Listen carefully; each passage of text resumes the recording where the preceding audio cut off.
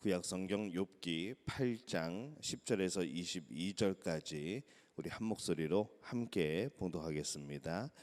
그들이 내게 가르쳐 이르지 아니하겠느냐? 그 마음에서 나오는 말을 하지 아니하겠느냐? 왕골이 진펄 아닌 데서 크게 자라겠으며 갈대가 물 없는 데서 크게 자라겠느냐? 이런 것은 새순이 돋아 아직 뜯을 때가 되기 전에 다른 풀보다 일찍이 마르느니라. 하나님을 잊어버리는 자의 길은 다 이와 같고 저속한 자의 희망은 무너지리니 그가 믿는 것이 끊어지고 그가 의지하는 것이 거미줄 같은즉 그 집을 의지할지라도 집이 서지 못하고 굳게 붙잡아 주어도 집이 보존되지 못하리라. 그는 햇빛을 받고 물이 올라 그 가지가 동산에 뻗으며 그 뿌리가 돌무더기에 서리어서 돌 가운데로 들어갔을지라도 그곳에서 뽑히면 그 자리도 모르는 채 하고 이르기를 내가 너를 보지 못하였다 하리니 그 길의 기쁨은 이와 같고 그 후에 다른 것이 흙에서 나리라. 하나님은 순전한 사람을 버리지 아니하시고 악한 자를 붙들어 주지 아니하심으로 웃음을 내 입에 즐거운 소리를 내 입술에 채우시리니 너를 미워하는 자는 부끄러움을 당할 것이라. 악인의 장막은 없어지리라. 아멘. 할렐루야. 하나님의 은혜가 오늘 하루의 첫 시간을 주 앞에서 시작하는 우리 믿음의 가족들에게 함께 하시기를 예수님의 이름으로 축원합니다. 지금 빌닷이라는 사람이 욥의 친구인 빌닷이 계속하여서 이 욥을 몰아붙이고 있는 그런 장면이 나오고 있습니다. 이유 없는 결과가 없다고 말하는 것이죠. 하나님을 잃어버린 자의 길을 말하면서 마치 욥이 이 하나님을 잃어버렸기 때문에 이런 모든 고난을 받는다라는 것을 계속해서 말을 하고 있습니다. 적절한 말은 사람을 치유를 합니다. 그러나 이 적절하지 못한 말은 사람을 상처나게 하는 것이죠. 진리의 말조차 그렇습니다. 혹 그 말 자체는 진리의 말이라고 한다고 할지라도 이 적당한 위치가 아닐 때 그 말은 사람을 상처나게 하는 것이죠. 진리의 말이라고 하더라도 그 위치가 적당해야 사람을 치유하고 회복하고 살리는 데에 큰 역할을 하게 됩니다. 우리가 이단들을 보면은 그들은 성경이라는 이 진리의 말씀을 가지고 이 자신들의 논리를 펼 때 그것을 끄집어내서 인용을 하는 것이죠. 자신의 논리를 맞추기 위해서 성경을 사용하는 겁니다. 근데 우리도 이제 그럴 때가 있습니다. 대부분의 성경 구절은 그 문맥에 맞추어서 의미가 달라질 때가 있습니다. 그 한 구절을 딱 떼어놓고 볼 때는 그 구절이 참 멋있고 정말로 복된 말씀 같은데 나중에 보면은 그게 전혀 믿음이 없는 사람의 말이기도 하고 하나님을 섬기지 않는 자의 말이기도 합니다. 문맥상에서 볼 때는 그 한 구절이 전혀 하나님의 뜻에 맞지 않는 그런 구절이 될 수도 있는 것이죠. 그래서 이단들이 그런 일들을 많이 합니다. 여기저기서 몇 가지 구절 뽑아가지고 자신이 말하려고 하는 이제 그런 것을 그런 자신들의 교리를 이렇게 뒷받침하는 그런 경우들을 보는 것이죠. 진리의 말이 진리를 보장하는 것은 아닙니다. 적당한 위치가 아니면 그것은 오히려 해를 입힐 수 있는 것이죠. 그렇기 때문에 이 진리의 말이라고 하더라도 무조건으로 전하는 것보다는 상대를 배려하는 그런 마음이 필요한 겁니다. 상대를 배려하지 못하고 상대를 사랑하지 못하고 진리를 전하는 것은 잘못된 곳에 진리를 전하는 것이 되어질 수가 있습니다. 이 오늘 빌닷을 보면은 자신이 생각하고 있는 진리를 욥을 배려하지 못한 채 그냥 계속해서 밀어붙이고 쏟아내는 그런 모습을 보고 있습니다. 자신이 생각하는 진리조차도 실제로는 이 빌닷이라는 사람의 편견에서 나오는 진리였다는 것이죠. 그 편견에다가 더하여서 이 상대방을 욥을 배려하지 못하는 그 마음이 함께 작용하여서 오히려 욥에게 힘이 되어주고 위로가 되어주는 것이 아니라 오히려 욥의 마음을 더 아프게 하고 있는 지금 그런 상황이 되어버립니다. 우리도 참 조심할 필요가 있습니다. 혹 상대편을 위한다고 말하면서도 실제로는 나의 편견을 가지고 말을 하고 있지는 않은지 우리가 그것을 살펴볼 필요가 있는 것이죠. 우리 믿는 사람들이 말을 하다 보면은 자기들만의 편견이 있습니다.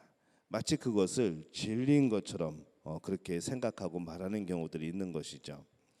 나의 편견이 더 많은 문제를 낳지 않도록 하기 위해서 우리는 이 나의 생각을 남에게 강요하지 말아야 합니다. 상대를 사랑하기에 말을 해야 되는 것이죠. 상대편을 사랑하면 조금 더 관용하게 될 것이고, 상대를 사랑하게 되면은 조금 더 그런 온화한 말들이 가게 될 겁니다. 이 원인 없는 결과가 없다고 우리는 말을 하죠.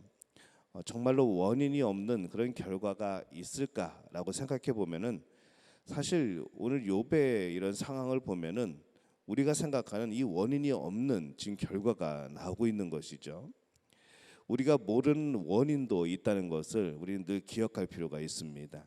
우리는 원인을 다 안다고 생각하지만, 무조건 원인이 있어야 결과가 나온다고 생각하지만은 우리는 이 원인에 대한 부분을 다 모른다는 것이죠. 결과는 우리가 지금 나타나는 결과는 볼 수 있습니다. 근데 이 결과도 우리의 이후의 일들, 우리 앞에 펼쳐진 결과는 100% 모른다는 겁니다. 그 마찬가지로 원인도 모르는 것이죠. 완벽하게 다 알 수는 없습니다. 욥이 고난을 받는 것도 실제로는 원인이 있었습니다. 한 가지 원인일까요? 아니죠. 나중에 우리가 말씀을 보겠지만은 여러 복합적인 그런 원인이 그것에 작용을 하고 있습니다. 그런데 이 빌닷이 말하고 있는 원인이 과연 맞는가?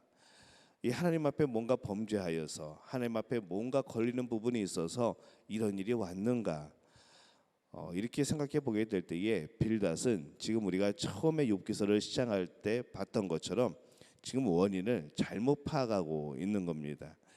우리가 지금까지 욥기를 보면서 알기로는 욥은 오히려 의로워서 고난을 받고 있습니다. 죄 때문에 고난을 받는 것이 아니라 의로워서, 사탄이 욥이 너무 의로워서 셈을 내고 있는 것이죠. 근데 빌닷은 욥이 의롭지 않다고 전제하에 지금 말을 하고 있는 겁니다. 물론 하나님 입장에서는 이 고난이 사탄의 뜻에서 허락한 것만은 아닙니다. 하나님은 하나님의 의도가 뜻이 있었던 것이죠. 욥은 이 고난을 통해서도 훈련되어져야 되는 부분이 있었던 겁니다. 그동안에 많은 그런 복된 일들, 많이 부어주신 그런 은혜들, 그것을 누리며 살아가며 또 그 안에서 하나님을 섬기는 것 외에도 이 고난을 통하여서도 바로 하나님 앞에 온전히 서 있는 그 훈련이 또 필요한 것이죠. 그 부분들이 친구들이 말하는 부분은 아니지만은 선한 다른 의도가 바로 하나님 안에 있었던 겁니다. 이 고난 속에서 우리는 선하시고 우리를 좋은 길로 인도하시는 이 하나님의 풍성한 은혜를 인정할 필요가 있습니다. 때로 어떤 고난은 흑백 논리로 해결되지가 않는 것이죠. 그것은 이렇다 저렇다 말할 수 없는 일들이 많습니다. 우리가 아무리 어떻게 말을 하려고 해도 어떠한 고난들은 도저히 설명할 것도 없고 방법도 없고 깨달아지지도 않고 또 그것을 위로할 만한 그런 말이 없는 것도 우리는 참 많이 경험을 합니다. 우리가 모르는 원인이 더 많은 것이죠. 그렇기 때문에 우리는 잠잠히 하나님의 인도하심을 따라가야 합니다.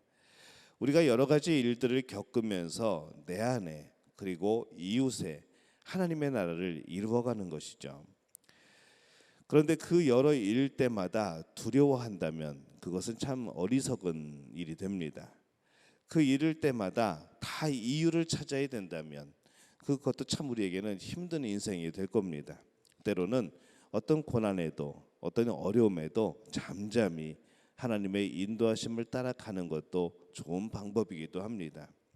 왜 이 길로 가야 되는지 당장은 모르겠지만은 항상 좋은 길로 인도하시는 좋으신 하나님을 믿기 때문에 이 평안한 마음으로 그 길을 걸어가는 것이죠.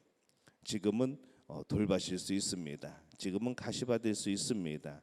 지금은 여러 가지로 위험에 빠지는 그런 함정이 있는 그런 길일 수도 있습니다.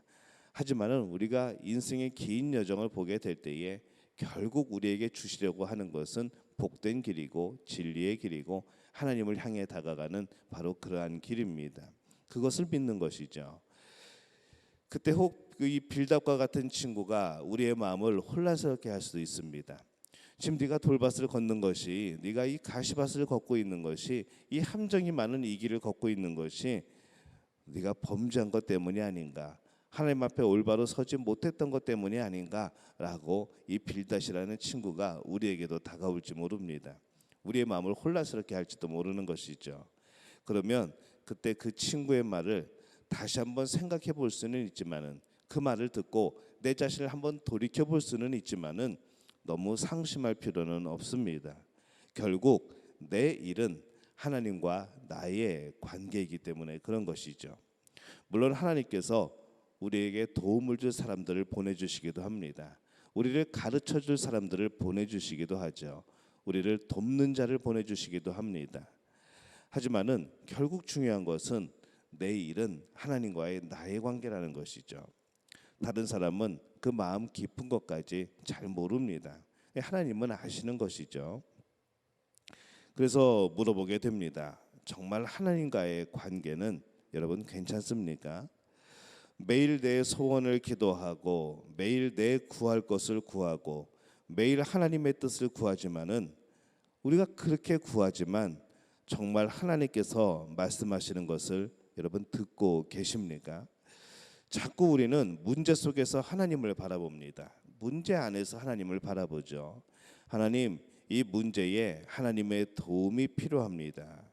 우리가 이렇게 간구하는 것은 참 감사한 일이고 참 필요한 일입니다. 그러나 더욱 필요한 것은 하나님 안에서 친밀한 하나님의 관계 속에서 문제를 바라보는 것이 더 성숙한 우리의 삶의 모습이 아닐까 생각해 보는 것이죠.